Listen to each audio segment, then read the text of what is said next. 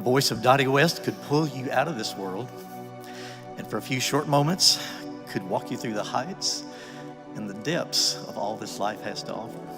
Dottie West was a country music legend, a Grammy-winning artist, and a pioneer for women in the industry. But in 1991, her life was cut short in a devastating accident that left fans heartbroken and the music world in shock. It wasn't just her death that made headlines. It was the heartbreaking series of events that led up to it, the eerie sense of fate, and the tragic way it all unfolded. She had spent decades at the top, sharing stages with the biggest names in country music. But behind the scenes, she was facing a whirlwind of struggles, financial ruin, personal hardships, and a desperate attempt to keep her career alive. Just when it seemed she might be getting back on her feet, fate had other plans. One wrong decision, one tragic moment, and everything changed forever. How did a routine trip to the Grand Ole Opry turn deadly? What really happened in the final moments before the crash? This is the heartbreaking story of Dottie West's tragic final ride. Early life. Dorothy Marie Marsh, later known as Dottie West, was born on October 11, 1932, in Frog Pond, Tennessee, a small rural community in Macon County. As the eldest of 10 children, Dorothy was thrust into a life of hardship and responsibility from an early age. Her father, Hollis Marsh, was a musician who played the guitar and fiddle, but his struggle with alcoholism made him violent and unable to hold a job.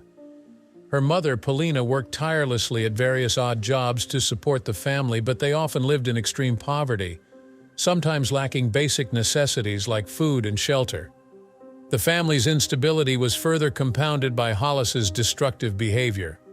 In one harrowing incident, when relatives attempted to build a new home for them, he set it on fire before its completion. Despite this, Dorothy found solace in music. At 12 years old, she raised money through a school fundraiser to buy her first guitar, an instrument that would become her escape from the painful reality of her home life. But the darkest part of Dorothy's childhood remained a secret she never spoke of publicly. Starting around the age of 11, she endured years of horrific abuse at the hands of her father. Too afraid to speak out, she suffered in silence, and the trauma culminated in a miscarriage when she was just 15 years old. Meanwhile, she continued to care for her younger siblings, balancing school with grueling labor in the fields alongside her mother. Despite the unimaginable hardships, Dorothy's passion for music never wavered. Her talent and determination would eventually carry her far from the pain of her past, but the scars of her early life remained with her forever. Regional TV in Ohio. Dottie West's journey to stardom was anything but easy. In 1956, she and her family moved to Cleveland, Ohio, where her husband, Bill West, found work at a steel facility. Meanwhile, Dottie's passion for music led her to a 5-year contract with Landmark Jamboree, a regional country music television program. It was here that she formed a singing duo called the K-Dots with fellow singer Kathy D. The show featured appearances from well-known country artists, including the Carter sisters, who later became part of Dottie's professional circle. Though she had steady television exposure, West longed for something bigger: mainstream country stardom. Along with her husband and children, she made frequent weekend trips to Nashville, desperately trying to land a recording contract. However, her early attempts were met with rejection. In 1959, after an exhausting day of knocking on doors at every major label in Nashville, she was ready to give up. But on their way out of town, she spotted the office of Star Day Records and made one final attempt. In an impromptu audition for label executive Don Pierce, West's raw talent shone through, and she was signed on the spot. A week later, she self-financed $511 to record her first single, An Angel on Paper. Though the song failed to gain traction, it earned occasional radio play in Nashville. More importantly, it caught the attention of Grand Ole Opry executive Ott Devine, who invited West to make her Opry debut in 1960. Motivated by these small victories, she continued making sporadic Opry appearances while saving money for a permanent move to Nashville. By 1961, She and her family had finally relocated, temporarily living with her in-laws before settling in a modest home in West Nashville. In Nashville, West's career started gaining momentum. She signed with a booking agent, Lucky Moeller, who helped her secure gigs across the country. Alongside her husband, she befriended aspiring songwriters such as Hank Cochran, Roger Miller, Willie Nelson, and Red Lane. Many nights they gathered at West's home, where she cooked meals in exchange for songwriting lessons. During this period, she also became close friends with Patsy Cline, who, understanding West's financial struggles, brought her along on tour to help provide work. Despite her efforts, success still eluded her.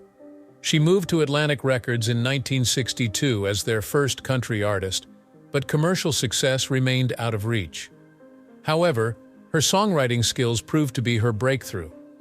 Her first written song, Is This Me?, was recorded by Jim Reeves and became a hit in 1963. Impressed by her talent, Reeves introduced her to Chet Atkins, who quickly signed her to RCA Victor Records. Atkins later recalled, "Dottie was the best female singer in town, and everybody knew it." This marked the true beginning of Dottie West's rise to stardom. Here Comes My Baby success. After signing with RCA Victor, Dottie West began releasing singles in 1963, marking the true beginning of her professional recording career. Her first releases, Touch Me and Let Me Off at the Corner, introduced her unique vocal style to country audiences. While Let Me Off at the Corner became her first charting single, peaking at number 29 on the U.S. country charts, it was her duet with Jim Reeves, Love Is No Excuse, that brought her closer to stardom with a top 10 hit. However, it was her 1964 breakthrough single, Here Comes My Baby, that changed everything. Co-written with her husband Bill West, the song became a top 10 hit, solidifying her place in country music.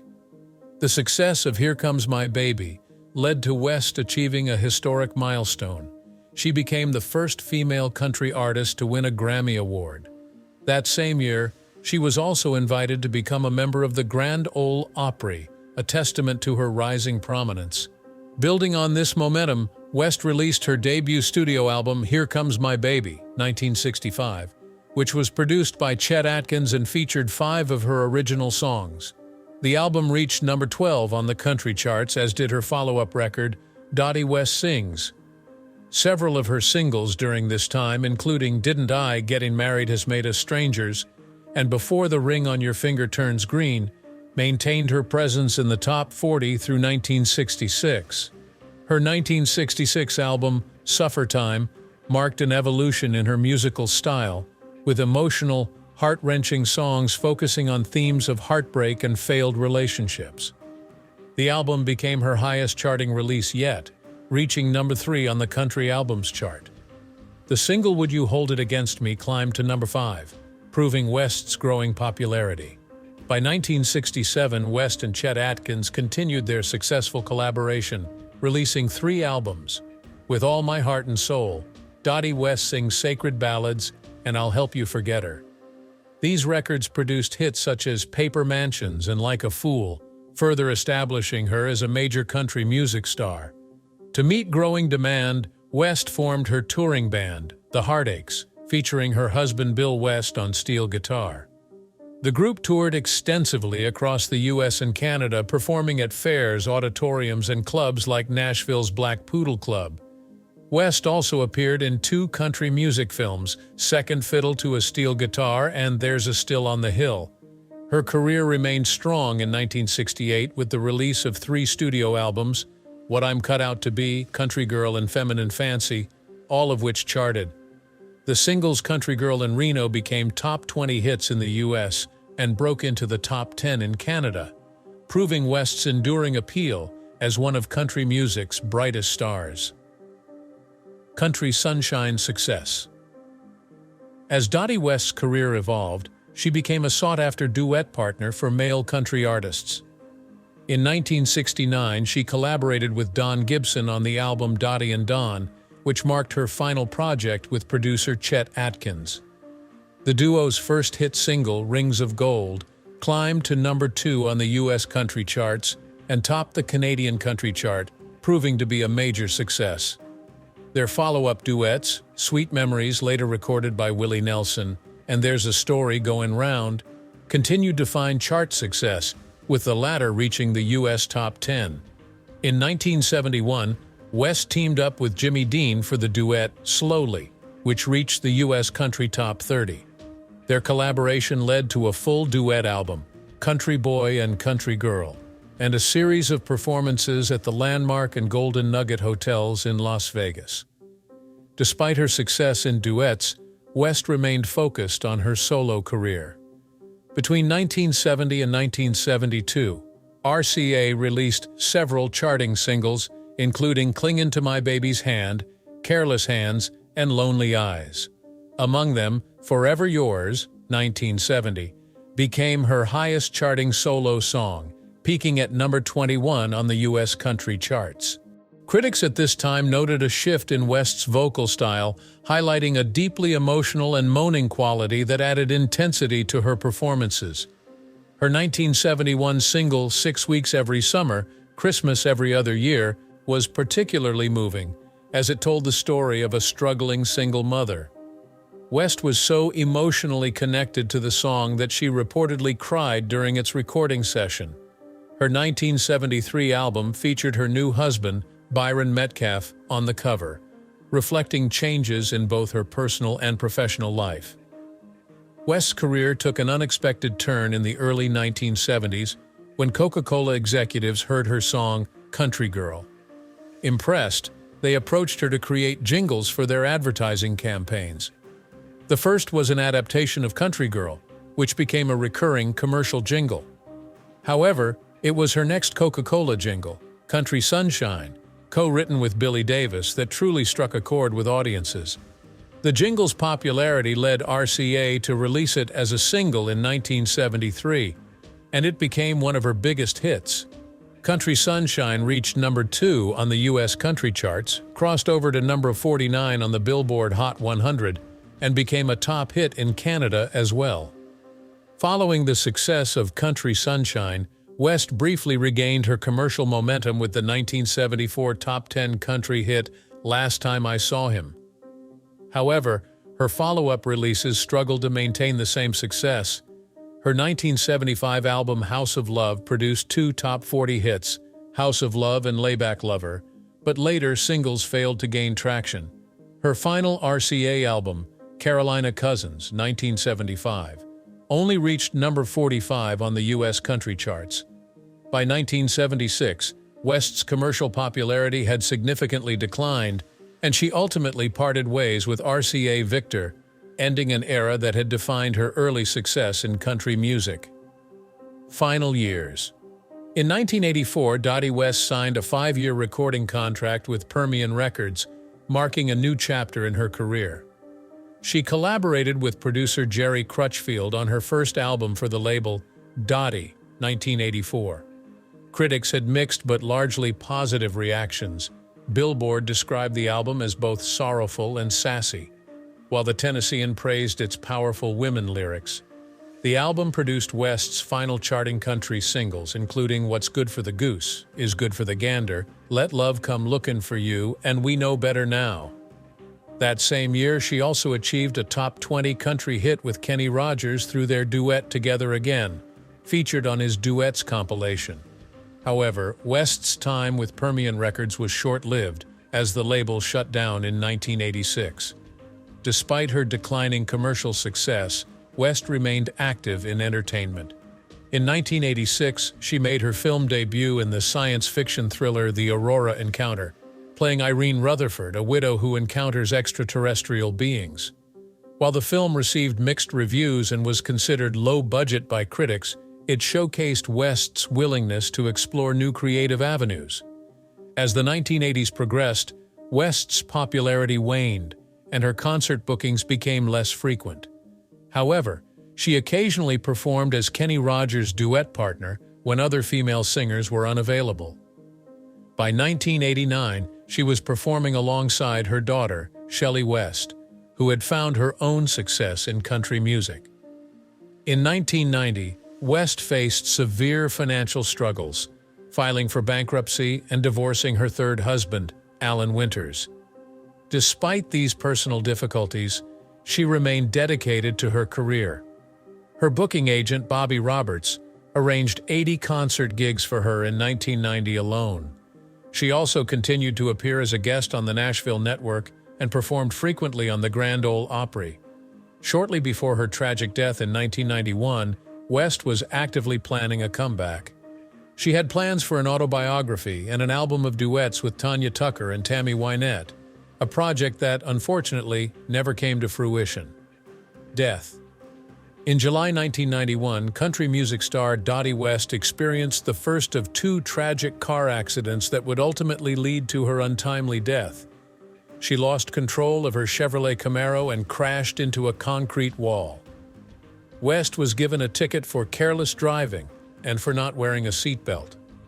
Although she survived this accident, another car crash a month later would take her life. On August 30, 1991, West was scheduled to perform at the Grand Ole Opry, but she was running late. While driving herself to the venue, her vehicle stalled on the road. Seeking help, she flagged down a passing driver who turned out to be her neighbor, George Thaxton. He agreed to give her a ride to the Opry. However, tragedy struck when Thaxton lost control of the vehicle while attempting to take the Opryland Highway exit ramp. The car went airborne and crashed into an embankment. Reports later indicated that Thaxton was driving at an estimated 55 miles per hour on a 25-mile-per-hour ramp. While Thaxton survived, he was critically injured and later charged with reckless endangerment. He ultimately pleaded no contest, receiving 11 months of probation, and was ordered to complete an alcohol recovery program. At the scene, West initially appeared to have no visible injuries, but she was rushed to the hospital, where doctors discovered she had suffered a ruptured spleen and a lacerated liver. Additionally, early reports suggested she may have been paralyzed. She was admitted to Vanderbilt University Medical Center, where she underwent a 90-minute surgery. Although she survived the first operation, she later required a second surgery. Unfortunately, she lost a significant amount of blood, and doctors feared she would not make it. On the morning of September 4, 1991, as she was being prepared for another operation, West's heart stopped on the operating table at 9:43 a.m. Despite attempts to revive her, she passed away at the age of 58. West's funeral took place on September 7, 1991, at Christ Church in Nashville. Her granddaughters performed an original tribute song, and Steve Weriner sang Amazing Grace. Kenny Rogers, a longtime friend and collaborator, delivered a heartfelt eulogy saying, "When she sang about pain, she felt pain. When she sang about love, she felt love. When she sang about beauty, she felt that beauty." While some performers sang words, she sang emotions. Following the service, West was laid to rest at Mount View Cemetery in her hometown of McMinnville, Tennessee. Her legacy as one of country music's most emotional and heartfelt vocalists remains immortalized in the industry she helped shape, her family after her passing. Dottie West was married 3 times, each union marked by passion, heartbreak, and personal challenges. Her first marriage was to Bill West in 1953, whom she met on her first day at Tennessee Tech. The couple wed during her sophomore year, and Bill, a talented steel guitarist, became an integral part of her career.